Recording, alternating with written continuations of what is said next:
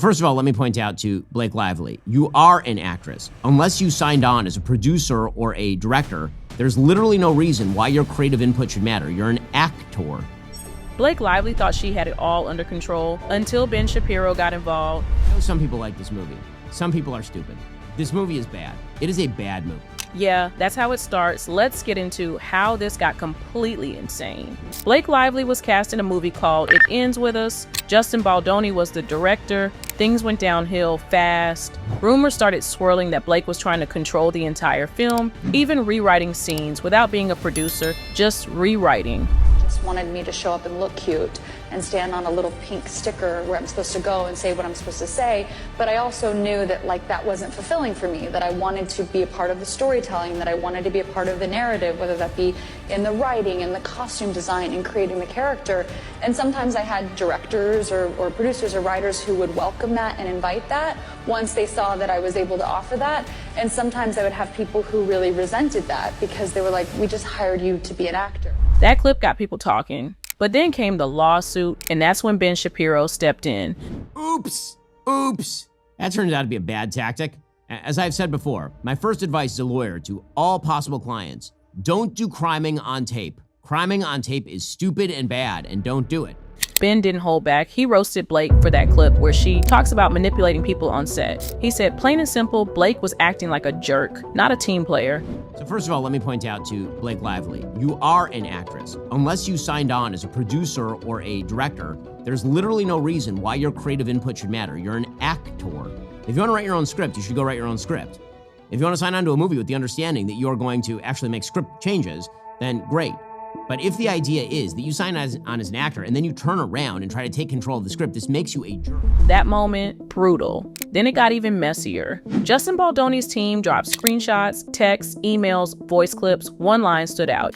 She sent, allegedly, if you ever get around to watching Game of Thrones, you'll appreciate that I'm Khaleesi. And like her, I happen to have a few dragons. So really, we all benefit from those gorgeous monsters of mine. You will too, I can promise. Yeah, Blake actually texted that to Baldoni, referring to Ryan Reynolds and Taylor Swift. Ben Shapiro had thoughts. In another interview, a reporter asked Blake how fans should talk to her about serious abuse topics. The movie is literally about domestic violence. Blake's response: most of us, if we're lucky enough to run into a celebrity in public, we only have a few moments to maybe speak with you guys. But for people who see this movie, who relate to the topics of this movie on a deeply personal level, they're really going to want to talk to you. This movie is going to affect people and they're going to want to tell you about their lives. So if someone understands the themes of this movie, comes across you in public, and they want to really talk to you, what's the best way for them to be able to talk to you about this? How would you recommend they go about it? Like asking for my address or my phone number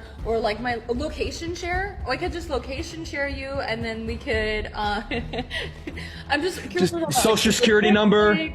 I'm a Virgo, so I'm like, are we talking logistics? Are we talking emotionally? That's weird. He's literally asking, what would you say to somebody who was talking about a and she's like, you want my phone number? Like, what is happening? That moment hit hard. Even people who liked Blake were confused. Ben called it tone deaf, said she made the whole press tour about herself. Blake then filed a complaint against Baldoni's studio. She said she was harassed, retaliated against, even claimed someone walked in on her breastfeeding. The New York Times published a giant piece supporting Blake, but Baldoni fought back with proof. Ben went off again. For a moment, many of these accusations are taken wildly out of context. And because you hear that, initially you're going to be sympathetic to the actress who's accusing and director of that sort of activity. He explained how the breastfeeding claim didn't hold up. She invited Baldoni into the trailer while breastfeeding. Lawsuit claims Lively had established early on that it was acceptable to be present while Lively was breastfeeding. Both Heath and Baldoni have children and are comfortable around breastfeeding mothers, and Lively seemed equally comfortable. In fact, Baldoni's wife co-founded a company that made a breastfeeding garment. Notably, breastfeeding was an activity that she often conducted openly in the presence of Heath and Baldoni. It's in the texts. Yeah, not great for her case. Blake's lawsuit accused Baldoni of fat shaming her after giving birth. Ryan Reynolds allegedly exploded on Baldoni about it, but then receipts dropped. Baldoni wasn't fat shaming. He was being supportive. He even avoided asking Blake directly about her weight. He went to the trainer because of a back injury. He didn't give two. You see the text with him and Blake being like, please don't worry about this at all. I got you. It's just the picture they're painting of him is so gross. It's another Amber Johnny situation, in my opinion. Then came the Deadpool versus Wolverine drama. In the movie, there's a character called Nicepool. He's soft-spoken, overly nice, talks like a fake feminist, gets killed off brutally. Oh my goodness, wait till you see Ladypool. She is gorgeous. She just had a baby too and can't even tell. I don't think you're supposed to say that. That's okay. I identify as a feminine. Baldoni says that character is based on him. His lawyer even sent a letter to Marvel demanding they save all files about Nicepool. He ends up being killed, of course, and in a rather gruesome fashion. I thought that was actually maybe the only funny part of the movie. But if you can't avoid this movie, you absolutely should, because Baldoni said he lost hundreds of millions of dollars because of Blake's accusations. He lost his spot directing a Pac-Man movie, got dropped by his agency. Why? Because Blake Ryan and their PR team allegedly ran a full-on smear campaign against him. They brought Taylor Swift into script meetings. Ryan was rewriting scenes, all while Baldoni was still the actual director. Ben said the power play was wild. And the public? They're starting to side with Baldoni. Things hit a whole new level when Justin Baldoni countersued Blake Lively and Ryan Reynolds for $400 million. Ben Shapiro wasn't shocked. He called it Hollywood's new PR disaster. when Lainey, she is Lainey, has a plan to settle down and start a family, and it falls apart, so she puts on a fake baby bump, tells a lie, and accidentally falls for her dream guy. This wasn't about bad press anymore. This was real damage. Baldoni said he lost movies, brand deals, and projects because of their smear campaign. And Ben, he had receipts. He explained how this was a pattern in Hollywood. Use your fame to crush smaller names. Remember that Game of Thrones reference Blake sent Baldoni? Translation: Ryan Reynolds and Taylor Swift were her dragons. Ben and Megyn Kelly broke that down real fast.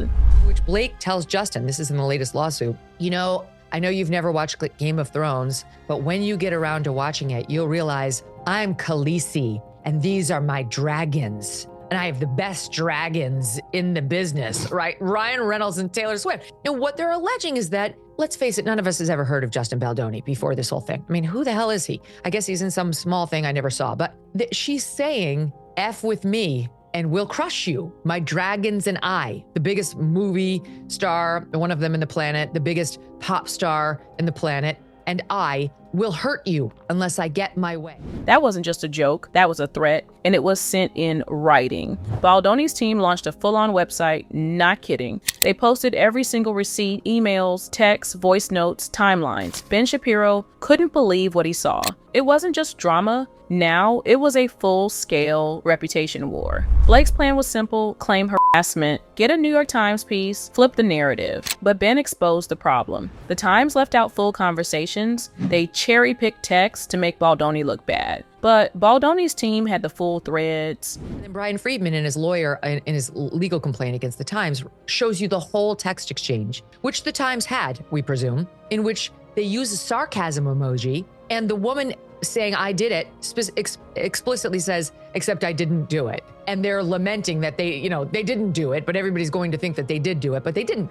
That's one piece of it. That kind of manipulation, yeah, it blew up, and the public noticed. Now let's talk about Ryan Reynolds. Behind the scenes, he wasn't just Blake's husband, and he wasn't just rewriting scripts or holding secret meetings. He was also pressuring Baldoni's agency to drop him, and it worked. WME cut ties with Baldoni. Ben called out Ryan big time. Blake's best friend Taylor Swift wasn't just watching from the sidelines either. Ryan Reynolds, I think, is going to be pretty severe because his whole image is this cool guy who's very easy to get along with, friends with everybody, jokey. But if it turns out that he's standing sort of in the wings of the shadows, ready to go after anybody who crosses Blake Lively's bizarre machinations, that's not a great look for him. She was allegedly in the same apartment during those script control meetings. Ben didn't say much about her, but Baldoni's legal team might. When asked if Taylor will be deposed, Baldoni's lawyer said, any person with relevant information will be deposed. Translation: Taylor Swift might get dragged into court, and if that happens, this story explodes. Ben also pointed out something major. Blake's accusations made headlines immediately, but Baldoni's side ignored. Why? Because it doesn't fit the usual narrative, a powerful woman bullying a lesser-known man. Hollywood doesn't like that story. 5 to 10 years, it's been all about believe women, but I've always been more of a fan of believe the truth. And After seeing with my own eyes all of the receipts that he included, countless text messages, emails, and so much of it had never been incorporated in any of the lawsuits. There's multiple lawsuits going on here. He didn't say Baldoni was perfect, but he showed how Blake's claims were falling apart, one by one. Let's go back to Deadpool. The nice pool character, a soft fake feminist who gets blown up. Baldoni says that's him, and honestly, it kind of adds up. Ben roasted this hard. He called it petty, immature, and if Reynolds really did base a movie character off the guy suing him, that's next level shady. Ben said this case is bigger than just gossip. It's about power abuse, and if you can lie and ruin someone's life with no proof, that's dangerous. Ben even compared this to Hollywood Babylon, a book exposing fake marriages and PR stunts in old Hollywood. And now, Blake Lively's image is crumbling. No one's calling her America's sweetheart anymore. So where does this go? Ben says court. Baldoni is suing for defamation, harassment, career damage. He wants the truth legally confirmed. By the way, good luck to Blake Lively in getting hired again, because all of her diva antics are coming out, and the way she behaves behind the scenes, and now this with the lawsuit and the New York Times thing, because she's now filed against him as well. So it's a terrible move by her and them PR-wise. She's not just fighting a lawsuit, she's fighting her own reputation, and Ben Shapiro brought the receipts every time. What do you think? Is Blake lying? Is Baldoni the real victim? Let us know in the comments.